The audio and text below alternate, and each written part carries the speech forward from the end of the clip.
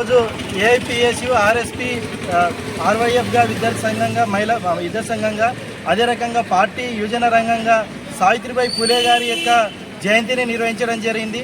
ఏదైతే ఆనాడు అట్టడుగు వర్గాలలో ఉన్నటువంటి స్త్రీలు అదే రకంగా ఈ దేశంలో స్త్రీలు మొట్టమొదటిసారిగా విద్యను అభ్యసించారంటే అది కేవలం సావిత్రిబాయి పూలే యొక్క కృషి వల్లనే.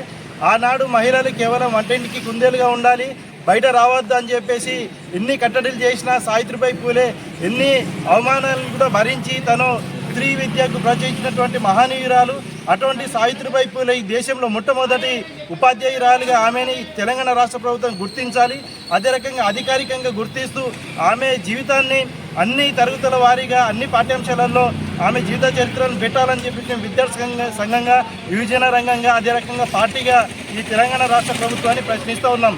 దీంతోపాటు మహిళలు, విద్యార్థులు, యువకులు ఆమె జీవితాన్ని ఆదర్శంగా తీసుకొని ఈ ప్రజా వ్యతిరేక విధానాలు అదే రకంగా ఏదైతే కేంద్ర ప్రభుత్వం ఉపాధి హామీ చట్టాన్ని మార్పు పేరుతో అనేక చట్టాన్ని మార్చింది, దాన్ని కూడా వ్యతిరేకిస్తూ నూతన చట్టాన్ని రద్దు చేస్తూ పాత పద్ధతిలోనే ఉపాధి హామీ చట్టాన్ని కూడా కొనసాగించాలని చెప్పి సావిత్రిబాయి పూలే యొక్క జీవితాన్ని ఆదర్శంగా తీసుకొని ఈ ప్రభుత్వం పైన పోరాటాలు నిర్వహించాలని చెప్పేసి ఈ సందర్భంగా అందరినీ కోరుతా ఉన్నాం.